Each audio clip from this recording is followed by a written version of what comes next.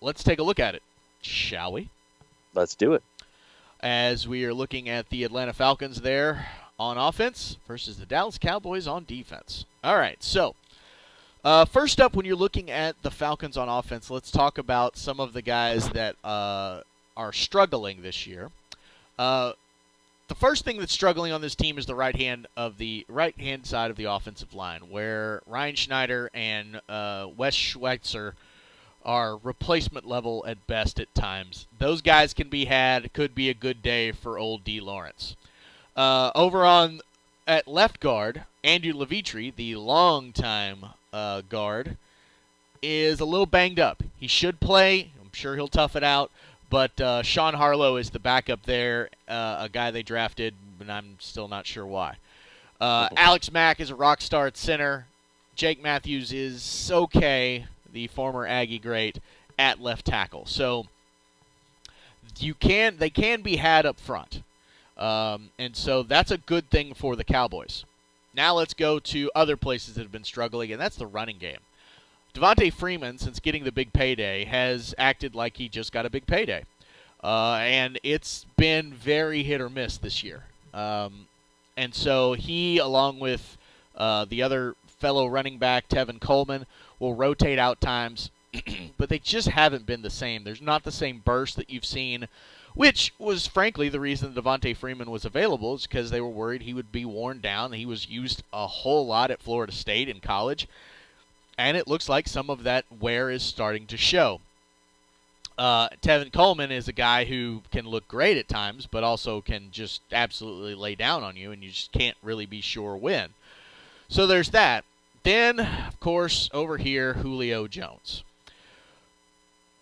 For those of you who are fantasy owners and have Julio Jones, you know what I'm talking about, as he's had basically one good game all season, and everything else has been absolute garbage. And so the question with Julio Jones is just, what's the issue? Is he hurt? Is he not being used right? I don't know. I still don't know. That's going to be one of the things I'm going to be watching today. Is it just he's running poor routes? Is he gimpy, or is it just lack of focus and just Super Bowl hangover, which everyone seems to kind of be talking about? Mm-hmm. Other weapons on the Falcons team. Austin Hooper at tight end is a big body, can be a game breaker at times, but kind of usually gets kind of lost in the shuffle, frankly, on this offense. And then Mohamed Sanu Sr. over on the other side is a big weapon. He was a big factor last week. He could cause some problems for the Cowboys with his size. The third wide receiver, whether it's J.J. Hardy or Taylor Gabriel, also, again, mostly a non-factor in this offense, which seems weird that I've now talked about basically 5 skill positions and 2 of them get lost. That tells you everything you need to know about this Falcons offense. All right, so how are they going to attack the Cowboys? Well, the first thing they want to do is obviously establish the run with Freeman and Coleman, and that's going to be a very slashing type of attack, attacking the fringes.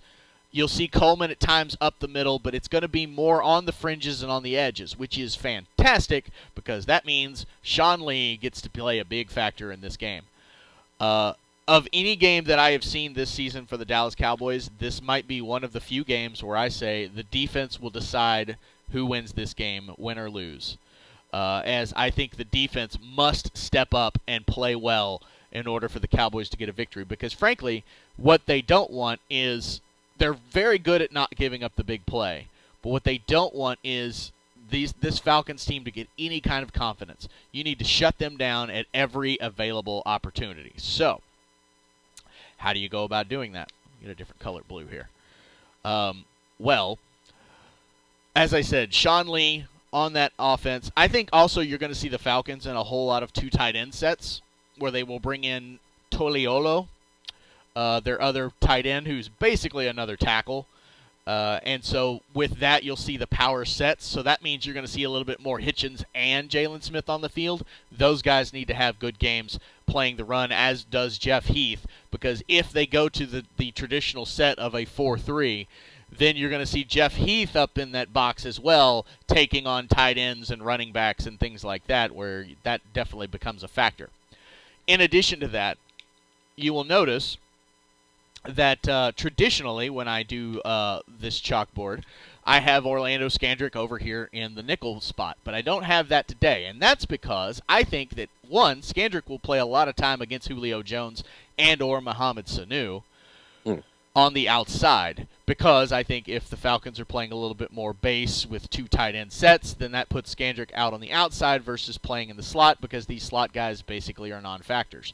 So for me, if I'm the Cowboys, I would put a little bit more Jordan Lewis on the slot guys, take my chances with that, and then have Anthony Brown and Scandrick locked up on the big boys out here. Now, you're definitely going to see bracket coverage. I think you'll see quite a bit of zone as well. Out of the Cowboys. If they think they can get pressure out of this front 4, then absolutely you're going to see the cover 2 zone.